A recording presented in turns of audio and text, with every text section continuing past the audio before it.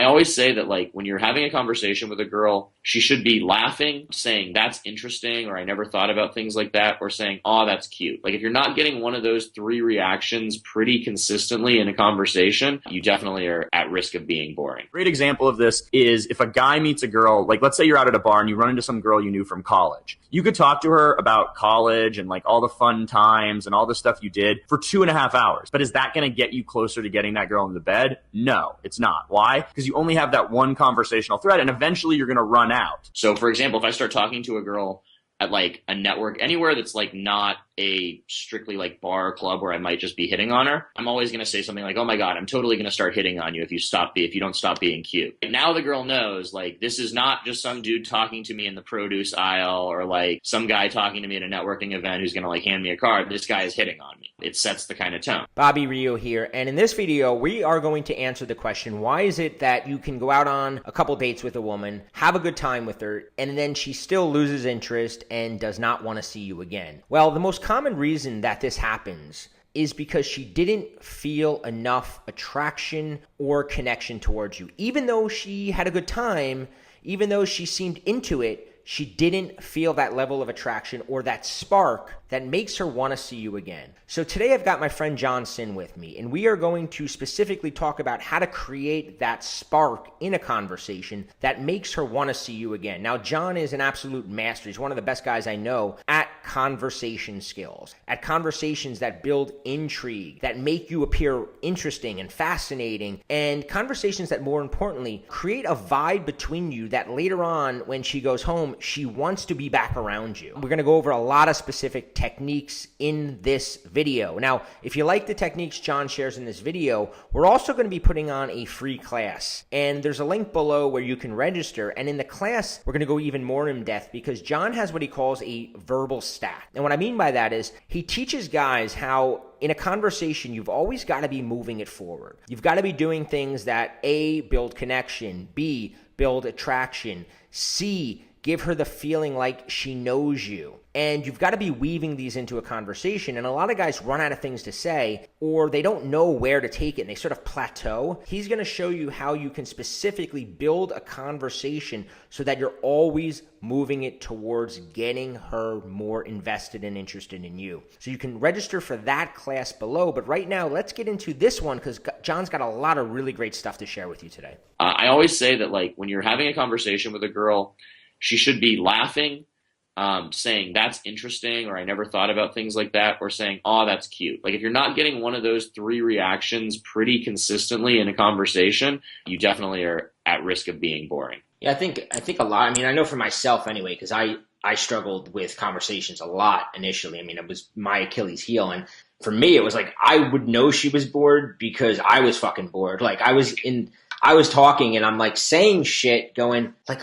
I'm at a bar. I should be having fun. I should be laughing. I should be joking. And I'm sitting here talking about what I majored in college and like, well, it's just having this ridiculous conversation going, why am I talking about? I wouldn't be having this conversation with my friend. And here I am like having this just like boring interview style, or just you use the word polite, like where girls are polite. But I think sometimes mistakes is guys are too polite. They think they have to be polite, and politeness comes across as boring. Another thing to kind of keep in mind is the idea of kind of like an emotional like heart rate for your conversation. Like there should be spikes of emotion. Like if you're just kind of flatlining and it's just kind of going straight and there's not those spikes or those peaks, and like you said, saying something impudent, saying something that's kind of outrageous, saying something to make her argue. One thing I like to do with girls is sometimes I'll just make a blatantly stupid argument just to kind of get them to argue, because when you get her to argue, she's engaging and now she's emotionally invested in the conversation. So it's better that she's like annoyed with you or that you're frustrating her than for you to just kind of bore the girl. That's kind of one thing I think of a lot is you need to make that emotional reaction. You really need to get an emotional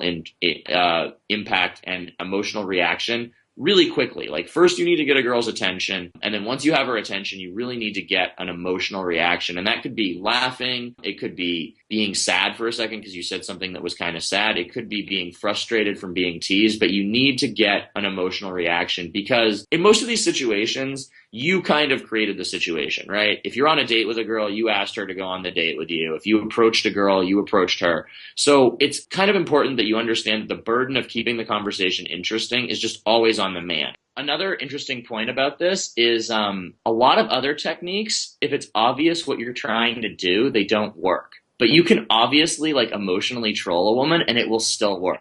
Like girls know I'm doing it to them. Like half the time when I do this to girls, they're like, you're just doing this to make me mad. But it still works. Like they literally know I'm doing it. But the fact that you just don't stop doing it, like, and you keep trolling them, it works. Like they can't help it. It's like an itch you can't scratch. Like once that emotion gets engaged, it's just like, yeah, it's like they just have to engage with it. So it's a fascinating part of human psychology. But yeah, like you're better off making a woman mad than like having the nice, like, oh, where are you from? Where'd you go to school? Like, where do you go? Oh, where do you like to go out? Oh, that's so nice. Like, let's move on to our last big mistake, though, which is not indicating enough interest in women. This is actually one that you brought up to me because I totally wasn't thinking about it. But a lot of guys have nice guy conversations with women, and they don't actually let the girl know they're interested in a romantic or sexual way. And this is a problem because you might actually be missing out on women who you're currently talking to, whether it's like on dates or, you know, at work or at a networking event who are interested in you, but they just don't know you're interested in them in a romantic or sexual way. So you have to make sure that the girl knows that you're not just interested in talking to her. You're not just like having a shopping buddy. You're not just like being social, but you're actually interested in her as like a man is interested in a woman. So a couple of ways I like to work on that are one, statements of intent. Statements of intent are pretty straightforward. They're a bad name, SOIs, as they're sometimes abbreviated. They're literally just statements of intent. They're letting the girl know what your intention is for the interaction. So for example, if I start talking to a girl at like a network, anywhere that's like not a strictly like bar or club where I might just be hitting on her, I'm always going to say something like, oh my God, I'm totally going to start hitting on you if you don't stop being cute, right? Now the girl knows like this is not just some dude talking to me in the produce aisle or like some guy talking to me at a networking event who's going to like hand me a card. This guy is hitting on me. It sets the kind of tone. Another really good thing is compliments. Complimenting a woman on her beauty. Like a lot of guys, a lot of times if you're first starting, they say like, don't tell a woman she's pretty or hot or attractive or this, that, or the other. And you know, in the beginning, you don't want to lead with it. It's not a great thing to lead with. But once you're in a conversation with a girl, letting a woman know you find her attractive. Like I tell women they have pretty eyes all the time. They have nice lips. They're really sexy.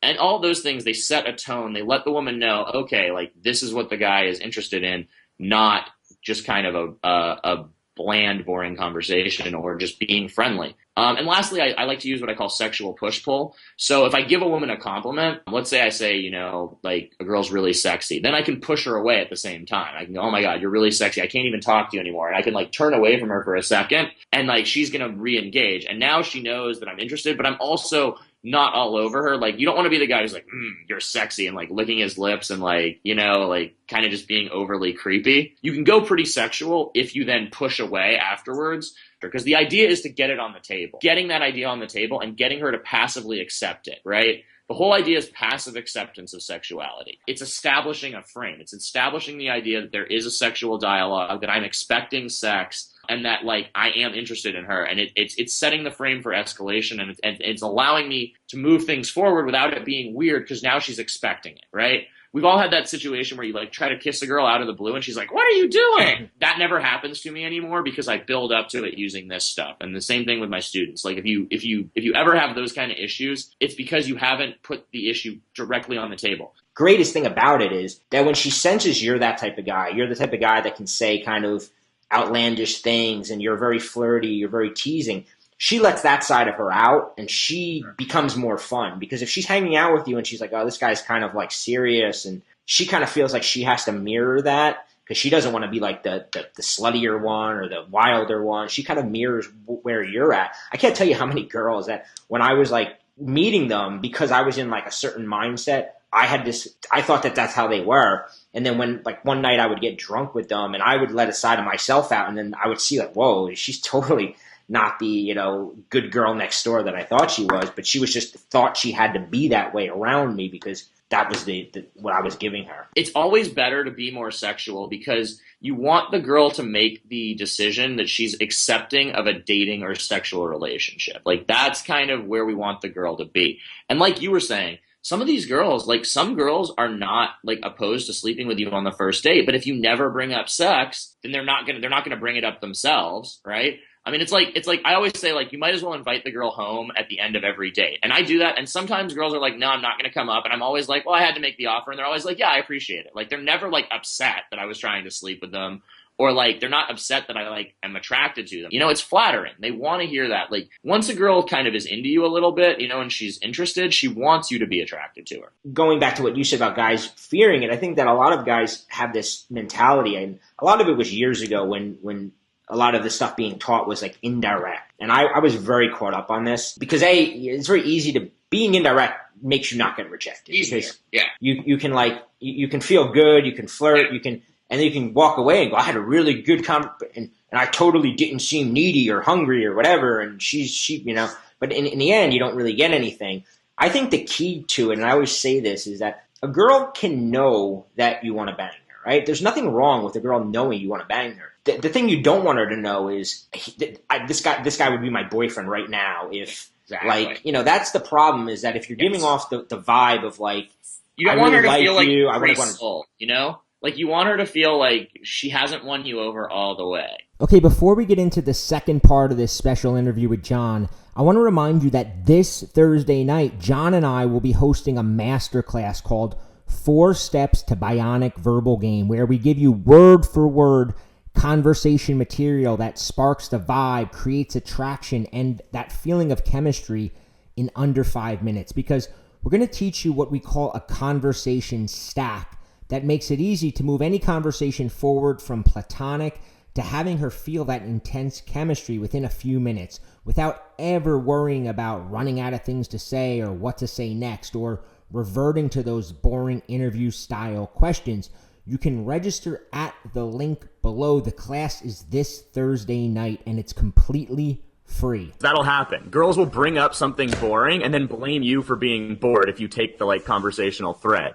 Yeah. One thing I think about, and I think I got this years ago, was the idea of conversational threads, right? Like each conversation, each part of a conversation is like a little thread, and you pull on some of them. Some of them are good, some of them aren't. But you never want to just have one conversational thread, because that's really how people get boring. Great example of this is if a guy meets a girl, like let's say you're out at a bar and you run into some girl you knew from college. You could talk to her about college and like all the fun times and all the stuff you did for 2.5 hours. But is that going to get you closer to getting that girl in the bed? No, it's not. Why? Because you only have that one conversational thread, and eventually you're going to run out. And that's something that happens is when girls change the subject to like the weather or, you know, the local sports team or whatever, what they're doing is they're giving you a thread, but if you keep pulling on that thread, eventually you're going to run out. So it's important really to be able to control the flow of the conversation. That is one of the best skills. And as someone who's taking responsibility for making the conversation interesting, that is what you're going to do to make the conversation interesting. You're going to have to avoid those bad topics, the weather, you know, do you come out here a lot? You know, what do you do for fun? Those really just boring conversations that are going to get you the same answers every time. You've got to kind of swerve around those and instead bring up things that are actually interesting, fun, entertaining, intriguing. And we're going to give you a bunch of examples of ways to do that in just a few minutes. Transitioning between topics, not being afraid to cut a conversation off or start another conversation. And you don't need a million tricks. You can just say, oh my God, that reminds me of, or that's just like when. You don't need a million different ones of those, but you do need to control the flow of the conversation. You can't just hope that you're going to talk about something just because the girl wants to talk about it and that magically she's going to become attracted to you. You have to actually steer. Second mistake, I put this one second because it's the most common mistake, and I just wanted to throw you guys off a little bit. Interview questions. Just interviewing girls like, where are you from? What do you do? Oh, cool. Where'd you go to school? Oh, cool. Do you know this person? Like just basically just asking these same old boring questions that are not interesting, don't lead to anything, and are really just time fillers. What you're saying when you ask those interview questions, especially when you first met a girl, is I don't really have anything interesting to say about myself, so I'm going to just hope that we can hit on something, that you're going to give me something that I'll be allowed to talk about. So you're just showing you're not very creative, you're not very interesting, you're just kind of the typical dude. So the big problem is just this emotional fluidity. That to me is the biggest, like when I think about how guys do badly with women, I think the beginning failures are two things. They fail to get their attention, right? And they fail to get their, they fail to gain emotional fluidity. The worst reaction in the world is apathy. It's that flat line, no emotional spikes. You tell a joke, she goes, oh, that's interesting. You say, you try to like tease her, she just goes, whatever. She just doesn't care. You have no control over her emotions. Emotional fluidity is the ability to get an emotional reaction from someone. You have to be able to consistently get emotional reactions from women in order to have any chance of being successful with them. And those emotions don't all have to be positive. You know, you can make her frustrated. Like you can tease her or refuse to tell her something and frustrate her. The thing that makes a girl like you is the way you make her feel. That is the absolute most important thing when it comes to all of this stuff, is the way you make her feel emotionally. Yeah, and that ability to have a wave of emotions, right? Women do not like the flat line. Like dudes are much more into the flat line of like, well, nothing's too bad, nothing's too good, you know, like keep it level. Women don't like that. Women like the ups and the downs. That's why women watch soap operas and reality TV shows. They like these big emotional spikes. It's fun for them. It's just kind of the way women work. Women are governed by their emotions much more than men are. And being able to influence those emotions is what gets you the girl. And I'm going to talk about 4 ways you can do this using different emotions. Fun is I like to use role plays. Role plays are great. And as guys, we don't really get role plays because they're very much a female form of communication. They're pure emotional stimulation. You're just going to make up this fun fantasy scenario, but it allows you to push these emotional buttons, right? Because the role play gives you distance and objectivity. So I'm not talking about us right here. I'm talking about a fantasy space. And much like text messaging is a fantasy space and it allows you to escalate faster, role plays allow you to escalate faster because they create this space where it's not real life. So there's a lot of role plays I like. My favorite one though is just like, I'm going to dress you up as like, I'd be like, you know what? I'm going to hire you as my sexy secretary. I'm going to dress you up in like a pencil skirt. And you're going to have like a lot of different jobs on a daily basis. You know, you're going to have to keep all the girls away from me. You're going to be in charge of like managing my phone.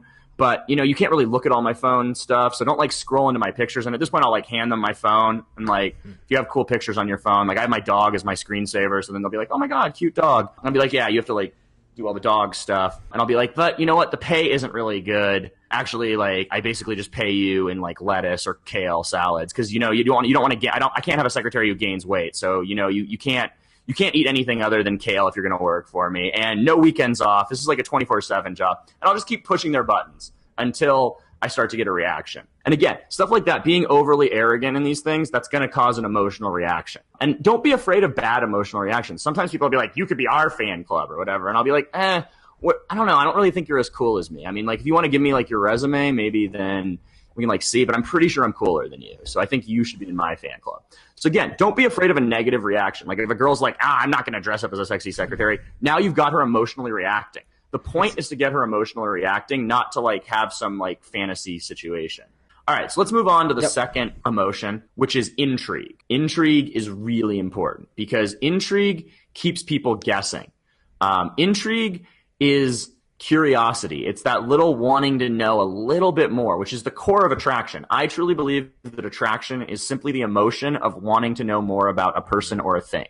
When you're attracted to something or someone, you want to know more about them. Intrigue is the building block to me of attraction. So when we're doing intrigue, what we want to do is we want to use bait and cold reads. So we want to bait the woman first, right? We want to get her intrigued by giving her a little bit of bait, right? So I might say something like, you know, you remind me of my friend Susie, and she's really interesting, but actually, you know what? I shouldn't even tell you this. Now the woman's going to want to know for sure. Now she's going to be like, wait, how do I remind you of this person? Is it good? Is it bad? Again, I'm getting an emotional reaction. Now she's off balance. She's thinking, wait, is he giving me a compliment? Is he giving me like a diss? Like what's going on here? And now she's going to want to know. Whereas if I just came out and started like using a cold read, which cold reads they're basically gypsy game, palm readers, like horoscopes, all those things. They're just truisms about people that they're true about everyone. So if you just come out and you say, you know, I can tell that you're the type of girl who has a lot of like acquaintances, but not like a lot of close friends, and you kind of like build walls around yourself,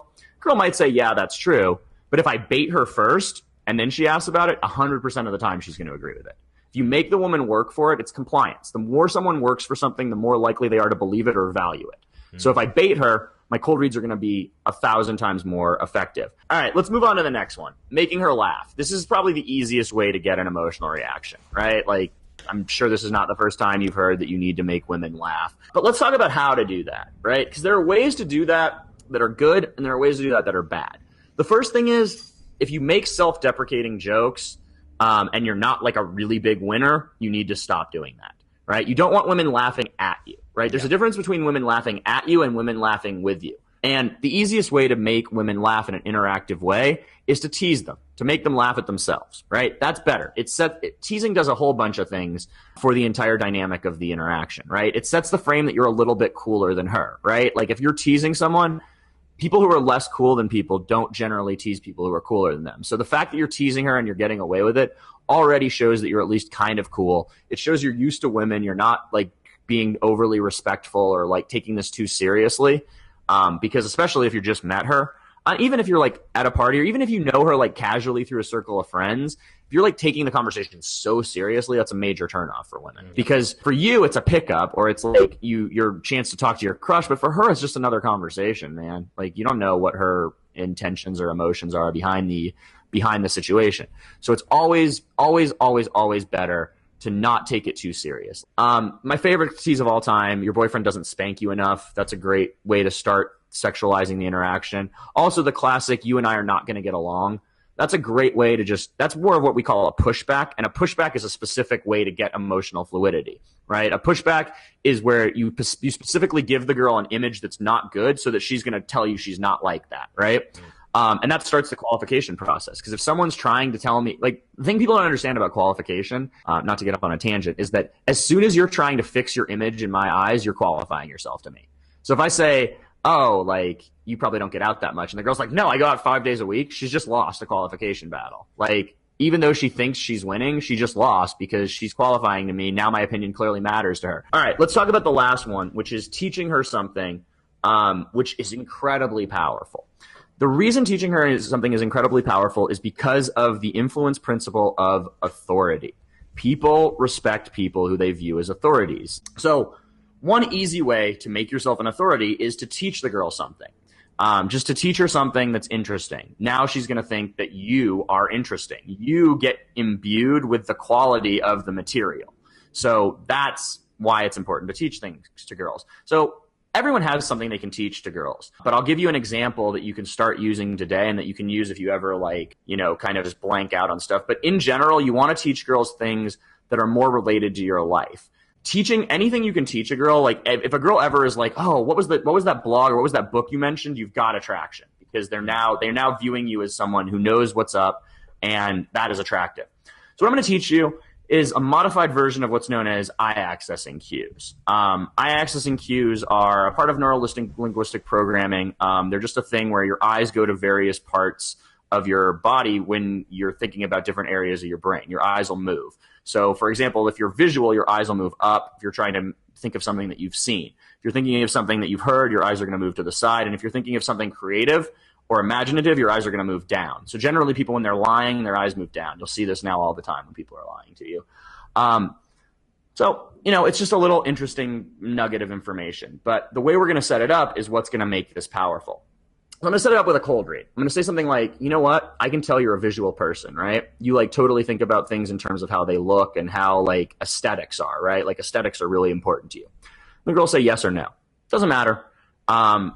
If she says yes or no, I do the same thing. I go, well, the reason I thought that is when you talk, your eyes move up and to the left. And that's generally what happens when people are very visual, and you kept moving up to the left. And then I'll explain the whole thing. I'll go, yeah, down into the side is audio. Down is actually kinesthetic. I explained it wrong a minute ago.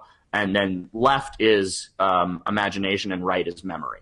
So if someone's thinking of something visual, if I ask you to think of a pink elephant, which you've never seen before, yeah, your eyes just went up and to the left. Just happened. You could just see it on Bobby right there on the screen. Because your eyes will just naturally go up there as you're accessing different parts of the brain. And girls will see it. If you're in a group, this goes over even better because their friends will see their eyes moving. They'll be like, oh my God, you just did it. And it becomes kind of a fun thing. But it's a real easy thing to teach girls. And girls will be like, oh my God, that's so interesting. right? It's not super useful. Like, it's not going to impact their lives or anything, but it's just something that's interesting. It's just little interesting nuggets, right? It's just content. People are content junkies. Like, people cannot get enough of interesting facts, interesting anecdotes, stories, stuff like that. So anything you can teach a girl that has that little bit of interest value, just enough to go, oh, that's interesting. Like, when I think about attractive conversations, I think you should be getting like one of three responses.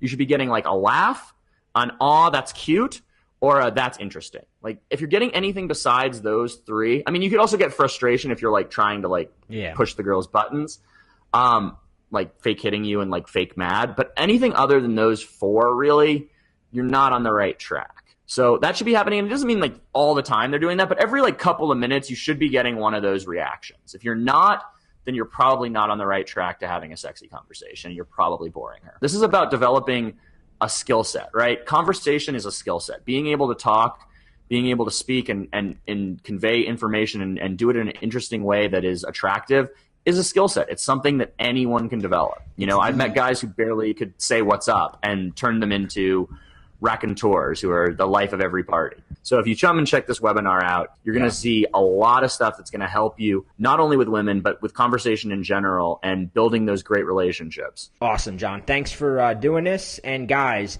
make sure there's a link somewhere here as we're recording this. It should pop up or something. Register for the webinar. It's Thursday night. So subscribe, check it out. It's totally free, and I think you're going to get a lot out of it. So thanks, John. Yeah, we'll see you guys on Thursday. You're going to learn a lot of stuff. So definitely make sure you register on the link right now.